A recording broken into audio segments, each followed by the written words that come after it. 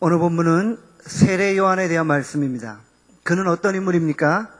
누가복음 1장 14절에 보면 그는 모태에서부터 성령 충만했다라고 기록하고 있습니다. 그리고 예수님보다 6개월 먼저 이 땅에 태어났습니다. 혹시 우리 주변에 임신했던 딸이나 임신한 딸이나 며느리가 있으신 분 계십니까? 배에 손을 얹고 엄마가 기도할 때 아이가 모태에서부터 성령 충만해질 수 있는 것입니다. 세례 요한은 예수님보다 먼저 왔고 예수님만을 증거했고 예수님이 등장하자 조용히 무대 뒤에 사라져 버렸습니다.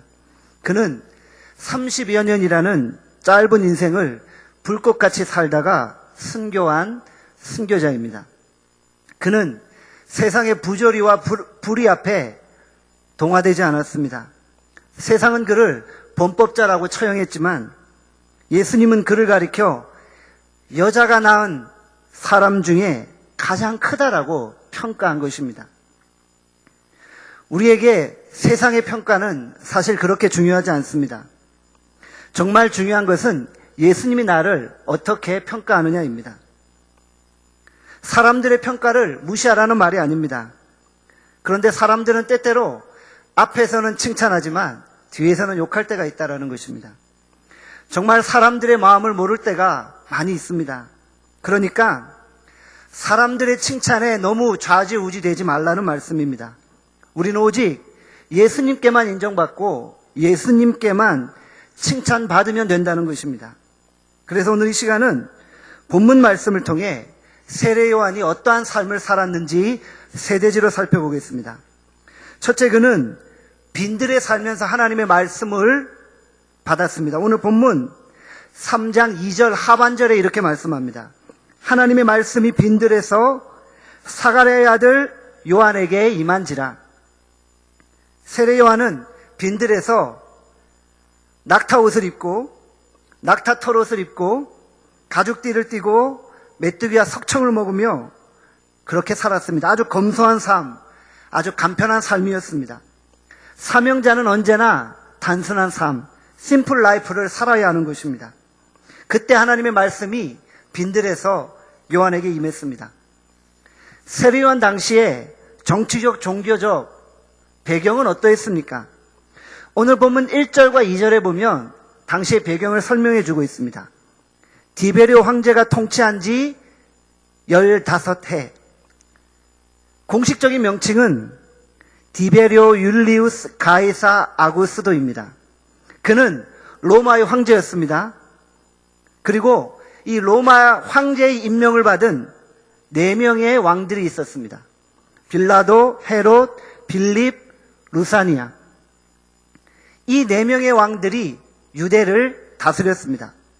본문에 분봉왕이라고 되어 있는데 이 분봉왕이라는 사전적 의미는 한 나라를 4개로 나누어서 각각 통치하는 왕이다, 이런 의미입니다. 디베르 왕제가 유다 나라를 넷으로 나누었고 4명의 자치적인 통치자를 세운 것입니다. 로마가 왜 이 나라를 넷으로 나누었겠습니까? 권력이 한쪽으로 너무 집중되는 것을 막기 위해서입니다. 유다 나라가 하나로 똘똘 뭉치면 어느 순간 로마의 반란을 일으킬 수 있다는 것입니다. 그래서 힘을 분산시키고 서로 견제하고 경쟁하게 하기 위해 나라를 4쪽으로 나눈 것입니다. 물론 이 지역 구분이 서로 지역 구분이 되어 있지만 남한과 북한처럼 38선으로 나뉘어진 게 아니라 지방자치적인 그런 개념이었습니다. 그러니까 나라는 하나인데 4명의 왕이 존재했다라는 것입니다. 나라는 하나인데 왕이 4명이니까 백성들이 누구 눈치를 봐야 합니까? 로마 제국의 눈치도 봐야 하고 4명의 왕의 눈치도 봐야 하고 정말 복잡했던 그런 정치적인 상황입니다. 그 중에서 가장 악했던 왕은 헤롯 왕입니다. 예수님이 태어난 후 2살 이하의 사내 아기들을 전멸시켰던 바로 그 왕입니다. 종교적인 상황은 어떠했습니까? 오늘 보면 2절에 보면은 안나스와 가야바가 대제사장으로 있을 때라고 기록하고 있습니다. 원래 대제사장은 몇 명인가요? 원래 대제사장은 몇 명인가요? 2명인가요? 1명이죠. 예, 1명입니다. 그런데 본문에 보니까 대제사장이 2명이라고 기록되어 있습니다. 뭔가 이상합니다. 안나스는 이미 현역에서 은퇴한 은퇴 대제사장입니다. 그리고 가야바는 현재의 대제사장입니다. 이 안나스는 비록 은퇴했지만 여전히 배후에서 막강한 권력을 행사하고 있었던 것입니다. 그러니까 백성들의 눈에 보기에는 대제사장이 2명이었습니다. 누가 진짜 대제사장인지 혼란스러웠습니다. 사실 로마 통치 시대에 이 대제사장의 자리는 영적인 자리라기보다는 정치적인 권력의 핵심 자리였습니다. 그래서 이 대제사장 자리를 놓고 온갖 인간적인 암투가 벌어졌습니다. 정치적으로 종교적으로 매우 혼란스러웠습니다. 백성들은 어디다 마음을 둬야 되나 고민했습니다. 마음 둘 곳이 없었습니다. 하나님이 왜 이 세상을 이렇게 방치하셨을까 불평하고 있습니다. 그럴 때 하나님은 비인들에서 한 인물 세례 요한을 준비시켰던 것입니다. 인간의 눈에 보기에는 아무 일도 일어나지 않는 것 같지만 보이지 않는 곳에서 하나님은 조용히 일하고 계셨던 것입니다. 우리가 사는 시대 참으로 답답하지 않습니까? 요즘 뉴스를 틀면 정치적으로 혼란스럽습니다. 경제적으로 암울합니다. 도덕적으로 사회적으로 점점 더 타락해져 가고 있습니다. 그런데 지금도 여전히 살아계신 하나님은 대한민국을 위해서 일하고 계신다는 것입니다. 하나님이 이 시대에 세례 요한과 같은 영적 지도자를 준비시키고 그를 통해서 하나님의 말씀을 이 세상 가운데 선포하게 하시는 것입니다. 본문은 성전과 빈들, 대제사장과 세례 요한을 서로 대조하고 있습니다.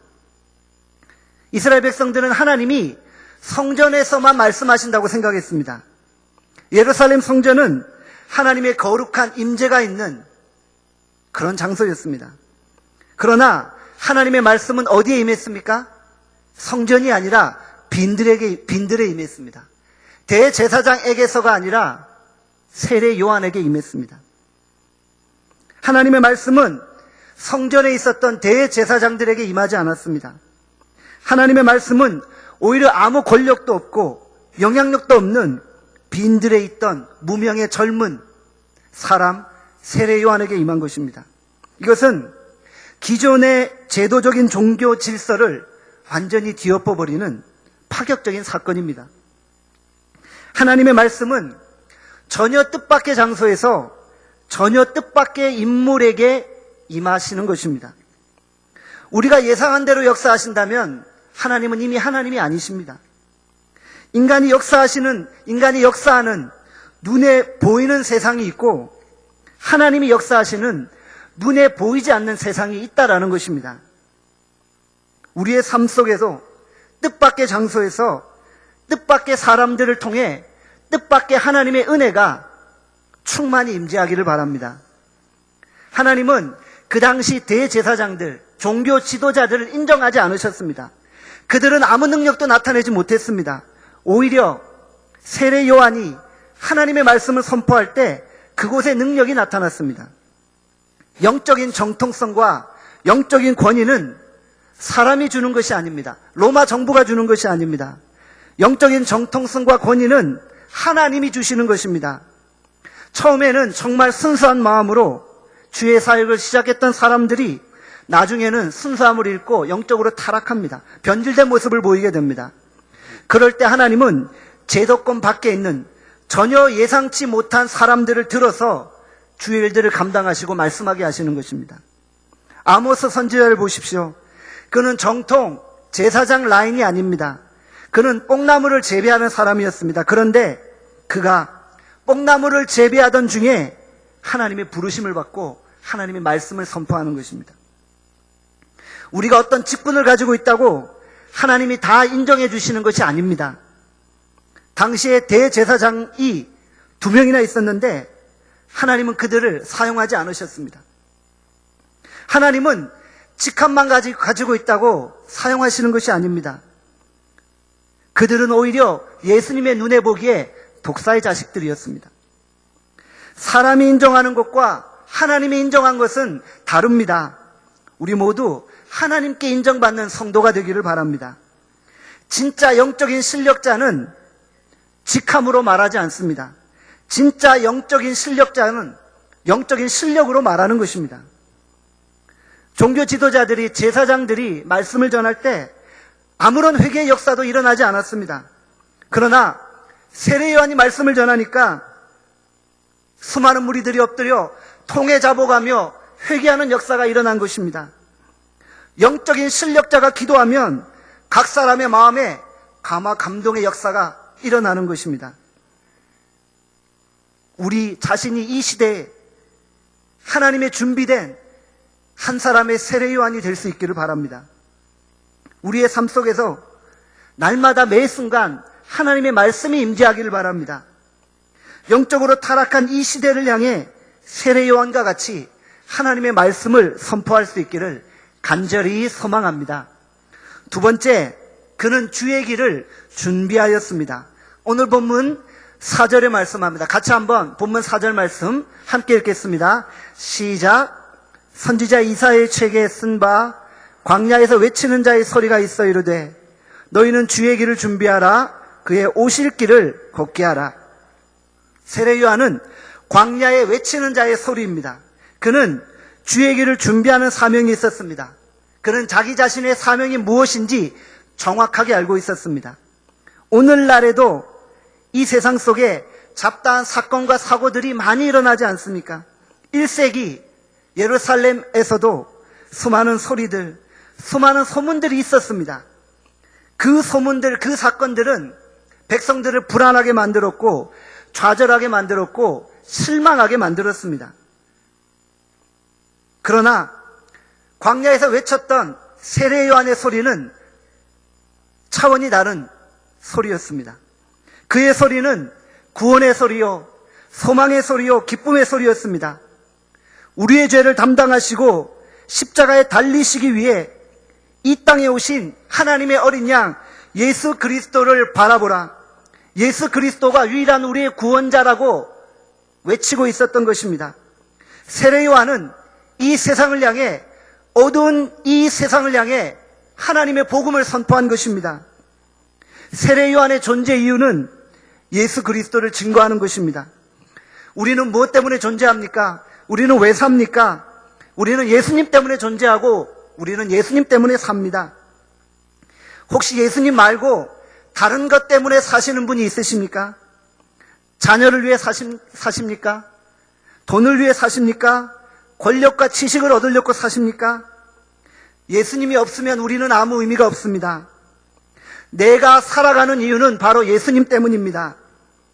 이 사실을, 내가 살아가는 이유가 예수님 때문이라는 사실을 우리의 가족들에게, 우리의 이웃들에게 알려주셔야만 합니다. 세례 요한은 자기의 정체성을 분명히 알고 이렇게 고백합니다. 내 뒤에 오시는 분은 나보다 능력이 많도다. 나는 그의 신들매를 풀기에도 감당하지 못하겠노라.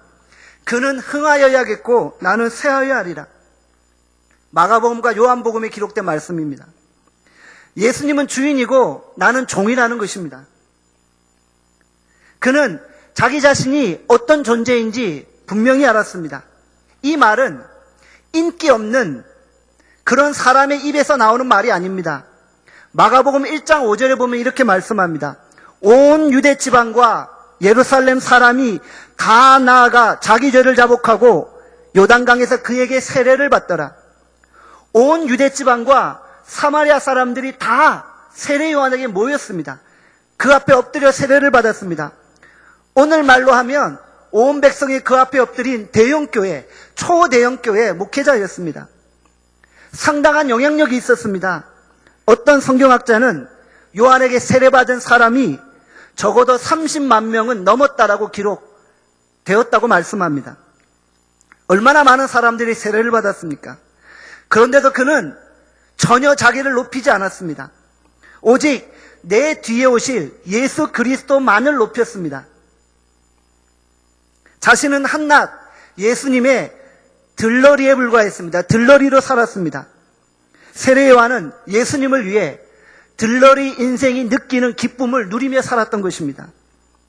서리의 사명은 자신을 전하는 것이 아니라 자신이 가진 메시지 예수 그리스도를 전하는 것입니다. 소리가 다 전달된 다음에는 입을 다뭅니다. 침묵합니다. 예수님이 무대 앞으로 등장하자 그는 이름 없이 무대 뒤로 사라져버립니다. 무대 뒤로 퇴장합니다. 그리고 순교의 제물이 되어 감동적인 생을 마감합니다. 그는 무대 뒤로 사라지면서도 행복함을 느꼈습니다. 세상 사람들이 예수님 앞에 엎드리는 모습을 보면서 그는 행복하게 죽을 수 있었던 것입니다.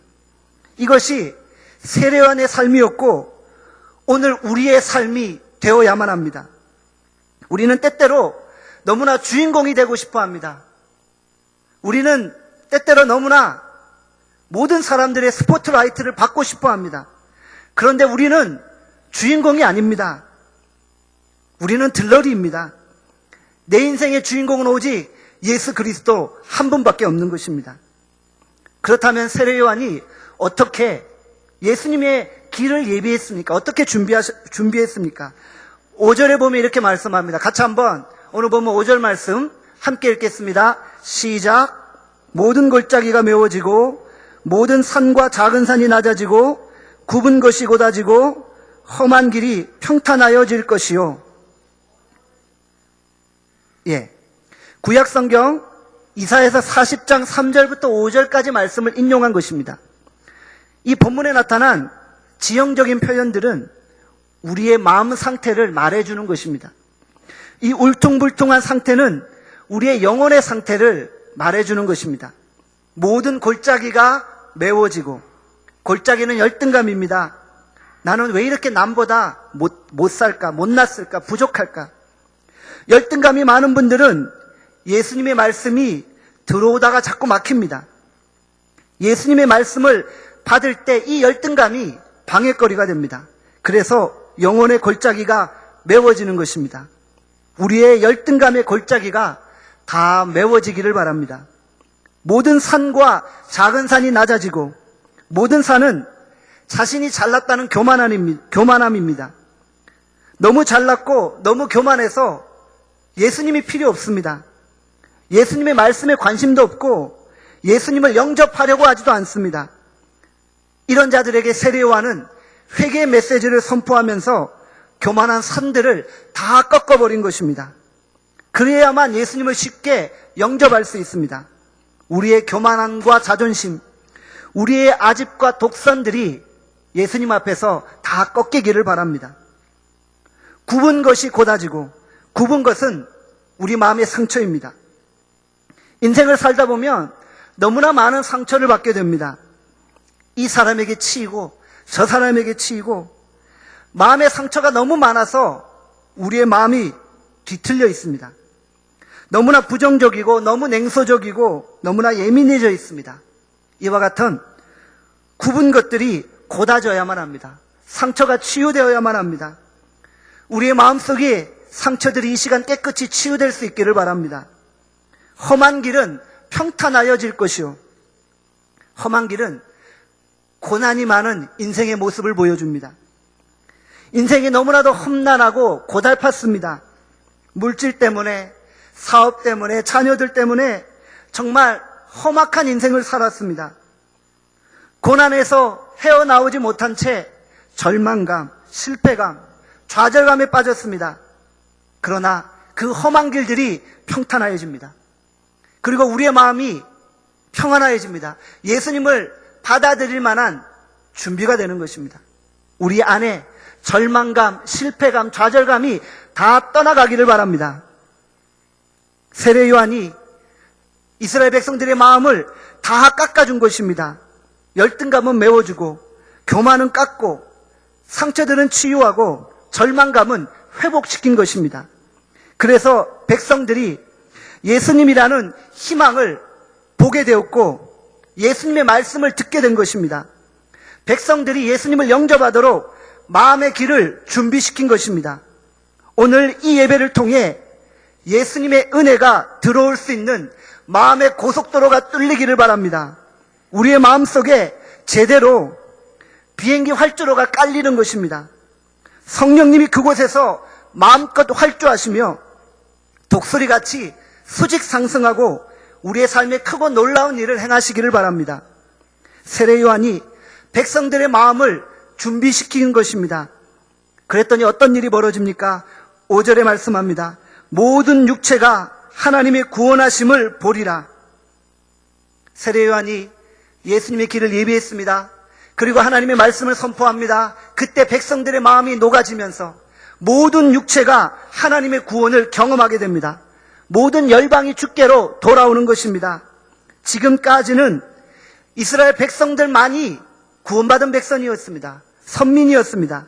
그런데 세례 요한 이후로 모든 민족과 열방과 나라와 족속과 방언에서 수많은 사람들이 주께로 돌아오게 되었습니다. 복음을 믿고 예수 그리스도를 영접하게 되었습니다. 모든 민족을 향해서 나아가며 아버지와 아들과 성령의 이름으로 세례를 주는 것입니다. 누구든지 주의 이름을 부르는 자는 다 구원을 받게 된 것입니다. 우리도 세례 요한처럼 사람들의 마음을 준비시키고 예수님의 다시 오심을 예비케 하며 민족과 열방을 주께로 돌이킬 수 있기를 간절히 소망합니다. 세 번째, 세례 요한은 회개 메시지를 전파했습니다. 오늘 본문 7절과 8절에 말씀합니다. 누가복음 3장 7절과 8절 말씀 함께 읽겠습니다. 시작. 요한이 세례를 받으러 나오는 무리에게 이르되 독사의 자식들아 누가 너희에게 일러 장차올 진노를 피하라 하더냐. 그러므로 회개에 합당한 열매를 맺고 속으로 아브라함이 우리의 조상이라 말하지 말라. 내가 너희에게 이르노니 하나님이 능히 이 돌들로도 아브라함이 자손이 되게 하시리라. 아멘. 수많은 사람들이 세례 요한에게 세례를 받으러 나옵니다. 그리고 세례 요한은 그들을 향해 회개 메시지를 선포합니다. 어떤 말씀을 선포합니까? 너무나 직선적입니다. 독사의 자식들아 누가 너희에게 일러 장차올 진노를 피하라 하더냐. 독사의 자식이라는 것은 마귀 자식을 말합니다. 마귀 새끼를 말합니다. 이스라엘 민족들은 선택받은 하나님의 백성들입니다. 그래서 그들은 자신들이 본질상 이방인들과는 너무나도 다른 존재라고 생각했습니다. 그만큼 교만했습니다. 유대인이라는 혈통에 대한 대단한 자부심도 있었습니다. 그러나 실제로 그들은 하나님의 자녀가 아니라 마귀의 자녀들이었습니다. 가문과 혈통으로는 구원받을 수 없었습니다. 모든 교만과 자랑을 버리고 예수님 앞에 엎드릴 때 진정한 구원이 이루어지는 것입니다. 교만한 이스라엘 백성들을 향해 임박한 심판이 임하게 됩니다. 오늘 보면 7절에 보면 장차올 진노를 피하라 이렇게 말씀합니다.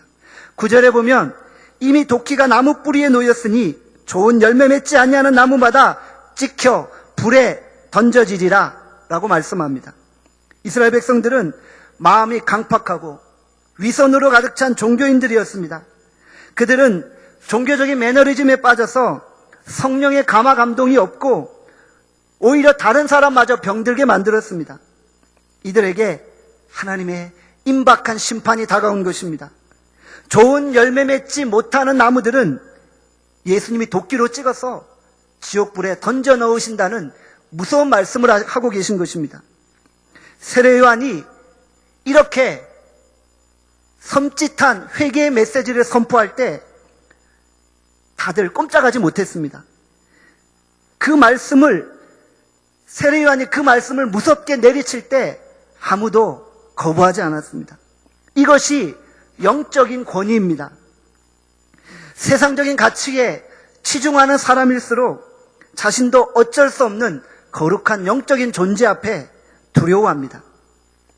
부자들은 돈으로 움직일 수 없는 사람들을 두려워하고 권력자들은 힘으로 움직일 수 없는 사람들을 두려워합니다. 겉으로는 예수님 한 분만으로 만족한다라고 말하지만 속으로는 돈 앞에 꼼짝 돈 앞에 꼼짝 못하는 그 사람들, 그들은 이 세상을 변화시킬 수 없습니다. 그리고 세상은 그런 사람들을 두려워하지도 않습니다. 사랑하는 여러분, 우리가 가진 영적인 권위가 회복되기를 바랍니다. 우리가 순수하게 말씀대로 살고 그 말씀만을 과감하게 선포할 때 우리 안에 영적 권위가 회복되는 것입니다. 그런데 놀라운 것은 이런 무서운 말씀을 선포할 때 백성들의 반응입니다. 마귀 자식이라는 소리를 들으면 화가 날 것이 아닙니까? 그런데 백성들이 이렇게 반응합니다. 10절에 그러면 우리가 무엇을 하리이까? 그러면 우리가 무엇을 하리이까? 이 백성들의 반응이 너무나도 놀랍지 않습니까? 반항하거나 거부한 게 아니라 말씀 앞에 철저하게 엎드렸습니다. 말씀 앞에 철저히 엎드려 자기 자신을 보게 된 것입니다. 말씀이 선포될 때 말씀 앞에 엎드릴 수 있기를 바랍니다. 사심 없이 순수하게 하나님의 말씀만을 선포했습니다. 개인적인 감정이 들어간 것이 아니라 오직 회개의 메시지만, 회개의 말씀만 선포한 것입니다. 그랬더니 하늘의 권위가 생기고 사람들의 마음이 찔린 것입니다. 히브리서 4장 12절에서 13절에 말씀합니다.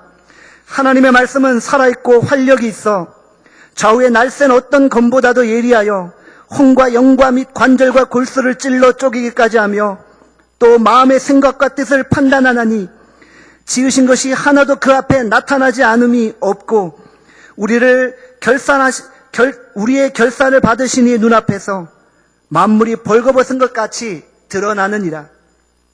사람들은 개인적인 감정이 아니라 하나님의 말씀의 검 앞에 찔리듯이 회개함으로 반응한 것입니다. 세례요한의 입에서 나온 말씀은 인간의 말이 아니라 하나님의 과감없는 말씀이었던 것입니다. 이렇게 회개한 이스라엘 백성들은 어떤 삶을 살았습니까? 11절에 보면 두 벌 옷이 있는 자, 옷 두 벌이 있는 자는 옷 없는 자에게 나누어 주라고 말씀합니다. 먹을 것이 있는 자는 먹을 것이 없는 자에게 나누어 주라고 말씀합니다. 옷 두 벌 있는 사람이 부자인가요? 그건 아니죠. 두 벌밖에 없는데 어떻게 나눠주나요? 그런데 그 두 벌 중에 한 벌을 나눠주고 한 벌로 살라는 것입니다. 가난해도 남과 나눌 수 있다는 것입니다. 돈이 많아서 나누는 것이 아니라 나누어 주고자 하는 마음만 있으면 나눌 수 있습니다. 구제는 부자가 하는 것이 아니라 은혜 받은 사람이 하는 것입니다. 먹을 것도 마찬가지입니다. 혼자만 먹으면 안 되고 떡볶이도 있으면 나눠 먹고 김밥도 있으면 나눠 먹고 음식도 있으면 나눠 먹는 것입니다. 맛있는 거 먹을 때 마음껏 다른 사람들과 나누는 것입니다. 우리가 작은 것부터 이웃들과 나눌 수 있는 훈련이 되어야만 합니다. 12절에 세리는 정해진 세금 외에 더 이상 거두지 말아야 합니다. 로마는 유대인들에게 조세, 관세, 인두세, 토지세, 통행세, 시장세, 물품세까지 받았습니다. 세금이 너무 많아서 백성들이 힘들었습니다. 그런데 이 세리들이 로마에 내는 세금 외에 편법적으로 추가적인 세금과 수수료까지 받았습니다. 그래서 정말 회개한 자는, 회개한 세리는 그렇게 하지 말아야 한다고 말씀한 것입니다. 13절에 군인들은 강탈하지 말고 거짓으로 고소하지 말고 급료를 족한 줄로 알라고 말씀합니다.